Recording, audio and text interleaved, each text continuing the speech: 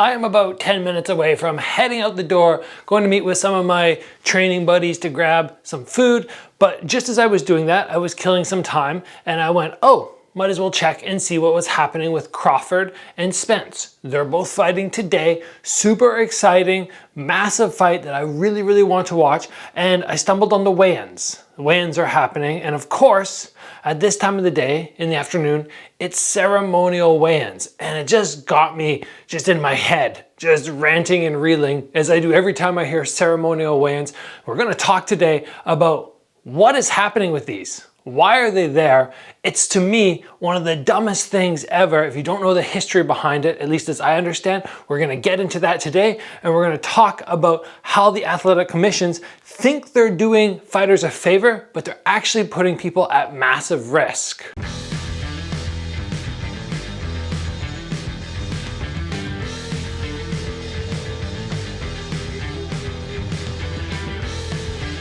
All right, ceremonial weigh-ins. What does that mean? Well, initially, when you wake up in the morning, let's say it's pre-fight day, the day before competition, so it's Friday. I wake up. Weigh-ins are generally at 9 a.m. First of all, that's an awful time to have weigh-ins.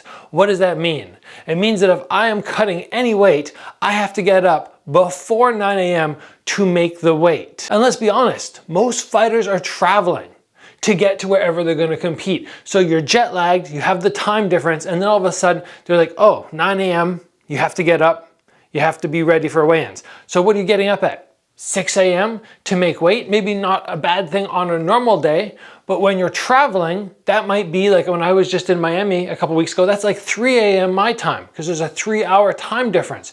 So first of all, terrible time to do a weigh-in. But let's talk about the history behind these ceremonial weigh-ins and why they are happening and what originally, used to go down. As far as I understand, it was always weigh-ins 24 hours before the fight. The fight card starts at 7. The night before at 7 p.m. you have weigh-ins. That was the allotted amount of time for you to get your weight back up. You go, okay, I'm gonna cut a lot of weight. I only have 24 hours to replenish myself. What happened in that process? Well, people started noticing that these UFC fighters, many of the guys in mixed martial arts, were cutting so much weight. They went dangerous, very dangerous. We are going to put a weight limit percentage on how much these guys can drop. Some of the states actually started implementing something like that. Or maybe it was how much you can put back on after you weigh in. It was something like that. So that idea was passed around for a while. And then all of a sudden, I remember whatever it was, 5 years ago or something, where they started saying, oh, okay, instead of weighing in at night, we're gonna weigh people in the morning. And the idea, I guess, being we're gonna keep fighters safer. We're gonna give these guys extra time to make weight, but then rehydrate before they compete. But the whole idea behind this initial thought was we wanna put limitations on how much fighters are cutting. Not keep the fighters safer by allowing them to cut more weight, but by just making sure fighters are not dehydrating themselves enormous amounts, putting it back on, having massive size advantages. So initially, I liked the idea. When I first heard, okay, they're gonna put limits on how much people can put on after weigh-ins, I went, beautiful. This should have been done a long time ago. 10, 15%, that is it. You should not be allowed to put on more than that. For example, if you're 145 when you weigh in, maybe you can have 14.5 pounds that you can go up in weight. But as far as I know, having fought in many of the different states over the last 5 years, I've never been subject to a check to see, okay, is my body weight going up too much? The only thing that happens is we have this early morning weigh-ins. And the idea, like I said, being more time for fighters to rehydrate. But does this in any way stop people from going, I want to cut massive amounts of weight? No. If anything, it gives you more time now to go, oh, instead of the 24 hours, now I have more like, I don't know, 34 hours to rehydrate. So these guys who are cutting this massive amounts of weight are now being given a gift where they go, yeah, I can keep doing this and I'm gonna be even stronger by fight time. That is my first massive problem with this weigh-in thing. Like, what are we doing here? Second one, we're doing the ceremonial weigh-ins. So I have to wake up now at 6 a.m. to cut weight, I have to go downstairs and I have to do this first weigh-in. And then there's rules, meetings, there's other things. And then, like that's not already enough and hard enough on the body. Now I have to trek across the city to wherever they want me for the ceremonial weigh-ins to stare down my opponent again.